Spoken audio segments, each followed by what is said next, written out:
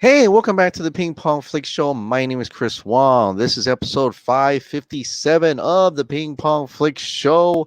I've got one rumor and a little bit more about Zack Snyder's Justice League Plus, including the release of the Ayer Cut and the upcoming Justice Con. So sit back, relax, and here we go. The first things first is Michael Keaton's Flash cameo, and possibly Batman Beyond. What? So, this is a tweet coming from Geek Vibes Nation. Now, they had a whole bunch of things in regards to Michael Keaton, and we've already heard about this. I talked about this before. That there are rumors that Michael Keaton's in early talks to be in the Flash movie. Now, to what capacity? There's a little bit more information on that now. But first, there was a rumor going around that Batman could be wearing a Kingdom Come type mech suit. Okay, so first I heard of this, and I'm like, are we spinning this off to Kingdom Come? And I, honest to God, I got excited because I am a Kingdom Come fan.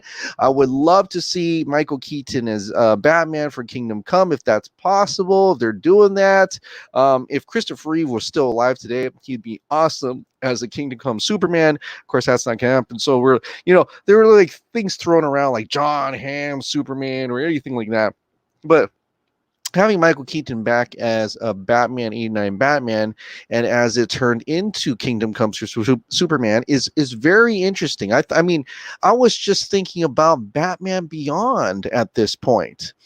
And maybe I strayed too far in that rumors because Geek Vibes Nation continued on. He said Film Speak has new exclusive Batman Beyond Michael Keaton details regarding his Batsuit, Tim Burton, Michelle Pfeiffer's Catwoman, and more. There's a Griffin Schiller, and he's from Film Speak. He actually has a video that I'll link in the description below. But basically, there are details in there that are very interesting, to say the least, and maybe give a better understanding of Michael Keaton's cameo. So in that video, Griffin, who is a journalist, he actually has apparently has sources in the industry, says that the whole thing about Michael Keaton being the new DCEU's Nick Fury or Tony Stark is not true. Not true at all. In fact, Michael Keaton's role in Flashpoint is merely a cameo, possibly a minute or a little over a minute cameo to set up something else. And this part where he goes into a little bit of speculation, but also with something that he's heard, that Michael Keaton does not want to sign on until possibly he could get Tim Burton to come back and direct a Batman Beyond movie. Yeah, a sequel to Batman Returns, right? So they're saying that Batman Forever, Batman Robin does not exist. It's going to be Batman Returns, and then another movie called pretty much Batman Beyond, right? And then he would have the Batman Beyond, or the Batman 89 suit with some mechanized features so that he can move in his older age. So there, it's not Kingdom Come, but it's still mechanized in a way. And I'm thinking, is it like armored suit, kind of like, Ben Affleck's armored suit in Batman v Superman? And then this whole thing about they're also trying to get Michelle Pfeiffer's Catwoman, Selena Kyle, to be a part of that sequel to Batman Returns as well, as a spinning off point from Flash. So that again is really intriguing, because that means this whole Flash movie, Flashpoint, he's going to be jumping into different things, just like how he jumped into Grant Gustin's Flash area. He may have jumped into 89 Batman and spin that off so that Michael Keaton can have his Batman sequel with Tim Burton, maybe or maybe not, with Michelle Pfeiffer's Catwoman, and possibly a Terry on Batman Beyond verse in the Burton verse. That's pretty damn cool. I think that's really, really awesome, and I would not mind that at all. First, and that's a better solution than having him become another Robert Downey Jr., Nick Fury, that shared universe type of thing.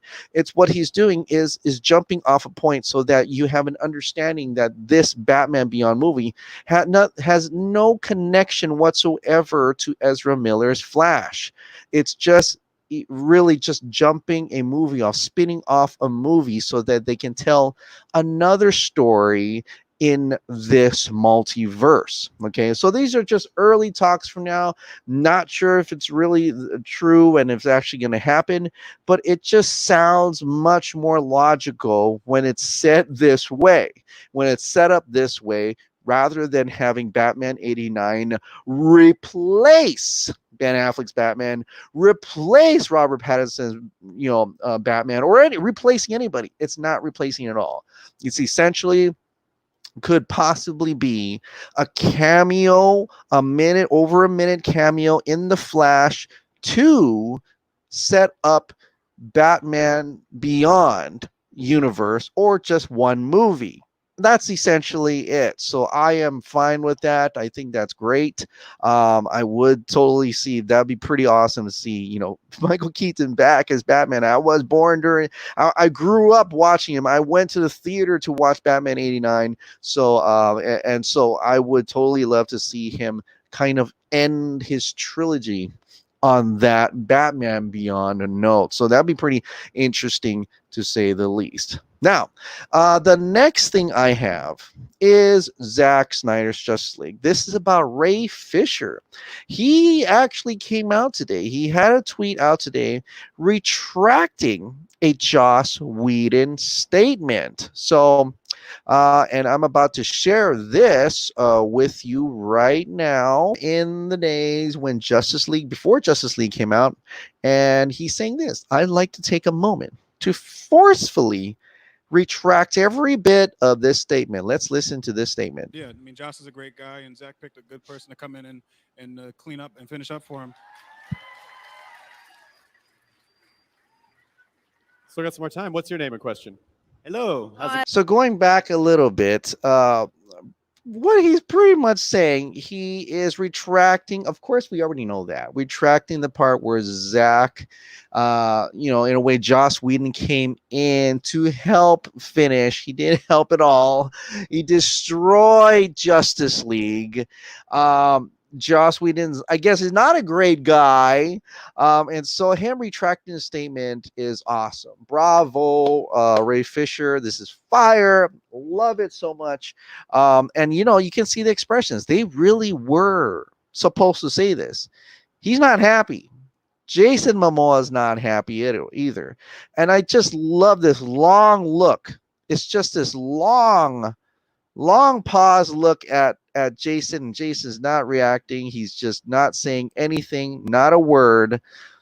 Yes, this is it. Yes, retract every of that statement. Yep. They did him wrong, and he is finally coming out and saying it right now. He's talked about Jeff Johns a little bit. I mean, hinting at it, with David Ayer, but this is even much more. He's like 100% clear now that Joss Whedon is not Zack's friend. Just like we've said in that hoax, that Hollywood Reporter hoax, that Toby Emmerich was in it and saying that they're not gonna change much of Justice League. Zack brought his friend Joss Whedon in. No, he did not bring his friend Joss Whedon in. They hired Joss Whedon to dismantle Justice League, and the dude said yes. So a lot of different statements going around how this is petty and whatnot, but I don't think so at all. It's justice, really. It is justice, okay? And it's kind of cool to see even Zack Snyder liked that video as well. Ray Fisher didn't even tag him, so he liked that as well. Clay Enos also liked that as well. Caitlin Burles, who plays who is Gal Gadot's stunt double, also laughed out loud. Same, and I don't. I mean, I'm. That's awesome because who is the one that Flash landed on in that scene? That Flash landed in her boobs. That was not Gal. Gal did not want to shoot that scene, so they had to get the stunt double, Caitlin Burrows, to do that. And of course, she did not like that. Yeah, Joss Whedon made her do that when he already did that in Age of Ultron with Black Widow. What a disgusting man. And it gets, there's more are coming out, right? I mean, we've already seen a bunch of these, like Patty Jenkins liking an article that Zack Snyder likes a post implying Joss Whedon exiting Batgirl is good news. She liked that. Of course, she didn't like him either. A lot of people, a lot of women apparently didn't like him, including his own ex-wife, who this article came out a long time ago. Not that long ago, maybe like 3 years ago, where Joss Whedon is a hypocrite preaching feminist ideals. He used his relationship with her as a shield so no one would question his relationships with other women or scrutinize his writing as anything other than a feminist, he writes. So this is Ray Fisher just speaking out against the man, right? The man who took took this job, right? He could have said no. He could have said no. It's a two-way street. Yes, they hired him to do the job. Yes, he did the job they hired him to do. But at the same breath, there must be integrity there. And he had none. He took on the job to dismantle another artist's work so that he could possibly get his slimy hands on Batgirl. And when Justice League failed, he didn't get Batgirl either. So yeah, I mean, I get it. People are like, well, but he did Firefly. Oh, and I love Buffy so much. Yeah, I get it. I love the first Avengers too. I love watching the first Avengers. It's the first time I get a heroes all together in a single movie, a shared universe movie. That was awesome. But guess what? A shitty person can do great work, but at the end of the day, he's still a shitty person. And it says so right here. And nobody else likes him either. So I don't know how he's going to get another job. He probably will, because he is a director and he'll probably have a lot of different projects in Hollywood. But it amazes me that Ray Fisher is coming out today about this. I wonder if there's anybody else that will expand on this matter as we go forth with Zack Snyder's Justice League. So, but anyway, enough of that. So, the next thing is the Justice Con second wave of Panelists trailer has arrived. Yes, sir. This is going to be awesome. So, I can't really play this with the music because of copyright issues for it. But that's okay. I'm going to link the actual trailer in the description below so you can go to the Justice Con YouTube page and actually watch this over and over. It's fascinating. It's really well done. It's, of course, taking the BVS scene where Gal is looking over the computer, and nicely done. I mean, Soham, you are amazing at editing this together. It's seamless. It's awesome. You even had the slow scroll up where you see Justice Con. You see the dates that go under it as well. July 25th to 26th. So please save the date with these special guests. And I love that the mouse just runs over it slowly. Open attachment right up to this page, and you see that the score kicks up just like in the Batman v Superman movie. And so it's so super awesome. Of course, they're gonna have Ray Porter. Ray Porter is going to be there at Justice Con. They're going to have Jay Oliva at Justice Con as well. And also, of course, how can we forget Zack Snyder is going to be there as well for Justice Con 2020. Also, more panelists. But first, I guess I'm a journalist, guys. I made it to the big leagues. But yeah, the journalist, Sean O'Connell. Let me just slow it down. Sean O'Connell. Myself, Shiraz Ferrucci, Juanita Davis, and then a new wave of panelists in discussions with the artists who are the finalists for the Justice League fan posters are also in a panel to discuss their art. That's exciting. I would love to hear from them. We already know Victor's there, but we also have Be Mighty, Nemo. I'm sorry, I don't really know their actual names, and also Soham as well, who made this trailer, and also a little bit further, also discussion with the co-founder of Ink to the People and the national fundraising director for the American Foundation of Suicide Prevention. So that's awesome. Also, just to remind you, this is hosted by Cole and Nana from Nerds Queens and also Megan. So make sure to hit them up if you have any more questions about the upcoming Justice Con, July 25th, 26th. Can't get here soon enough. And just a little bit more about Justice Con. The cosplay contest is still going on. The deadline, of course, is July 17, 2020. You must be a DC Comics or Zack Snyder related costume. No nudity, no hate speech of any kind, no attacking the contestants. There will be 2 categories to compete in: professional and hobbyist. Of course, submit your work to justiceconvention@gmail.com before July 17, 2020. Yeah, please participate. I think I've submitted my own to Superman, the wedding, that picture over there, to them, and they already posted it up. So that's awesome. Please be sure to participate with that. So Justice Con, can't wait. So since we're talking about a con, there is DC Fandome coming up, and DC Fandome has put this out to the public for anybody who wishes to submit questions to DC Fandome. So check this out. This is awesome. So when you go to the site questions.dcfandom.com, you can submit your questions for the DC Fandome. On August 22nd, we will celebrate our amazing fans in the DC Fandome. We want your voice heard and your important questions answered. Please submit your questions here via text or video. There's no limit on the number you ask for the DC costumes you wear. It's you or fans who puts the fan in fandom. Awesome. And look at the selection of topics. You got Aquaman.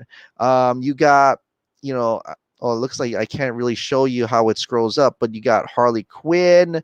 There's all this. There's HBO Max, even down to like Greg Berlanti over there, and also Zack Snyder. You can select Zack Snyder's a topic in this. How freaking cool is that? Like, you get Jim Lee.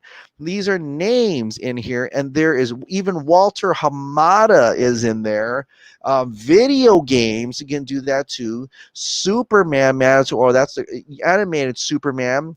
But there's also the Flash, Doom Patrol, DC General. There's so much in here that you can pick and choose. The Flash movie. So if you want to ask about the Flash movie, go ahead and do that too. The Suicide Squad, you can do that too. Wonder Woman 1984. Lots to choose from when you pick on the topics here. And like I said, it's pretty damn awesome to see Zack Snyder as selected as a topic there. Like, what would I ask, right? Maybe I'd ask is, hey, Zack, is it true that there's going to be a Green Lantern in your movie? Could it be Green Lanterns? Maybe Hal Jordan and the pretty much everyone's favorite John Stewart? I think those are the questions I'll probably ask in this topic here. And it's limitless, right? They're saying there's no limit to the number of you can ask, so you can go there and ask a question away via text or video. This is a great way for you as a DC fan, for me as a DC fan, to interact with DC. Finally, we're all together in the same dome, and they're clearly showing it here that we are in the same fandom, pretty much, or same universe of fans, and we're able to discuss and interact with the creators, interact with the movies and the topics that we love all together, all about DC. So this is fantastic. I think this is a great thing. I love it that they're doing this. But you know, that's not the only event that is coming up. There's another event that's coming up, and that is the Release the Ayer Cut. That's right. We're still getting more Release the Ayer Cut coming out. And an additional little clue to what we can possibly expect in the Ayer Cut. David Ayer said this today in response to a fan. A fan says, the casting of Will Smith and Margot Robbie were easily the best parts of Suicide Squad. My biggest complaint about the movie, besides the usual, is that Katana was so underused. And David Ayer kind of reassures that fan, says she had a bigger role in my cut. And that is something we are dying to see. We would love to see more Katana, especially all the other characters as well. And so tomorrow, let's again, yes, who's ready for tomorrow? Or by the time you see this, it's today. Suicide Squad David Ayer's Suicide Squad training event week number 2 is up. Tomorrow or today, June 30th, is Diablo. And here are your start times that you can go ahead and start. Tweet out a GIF or a picture, hashtag Release the Ayer Cut, hashtag Diablo at your times here. And let's just celebrate Jay Hernandez as Diablo, in which we kind of know now that he was supposed to survive the Ayer Cut, survive Suicide Squad, but no, they killed him off in the theatrical cut. So here's to hoping we see more of Release the Ayer Cut, more of Suicide Squad, and also the rest of everything else in the DC fandom. So yeah, it's a fun time. It's great to be a DC fan right now. All right, guys. Well, thank you so much for watching. Thank you so much for subscribing. I'll see you next time.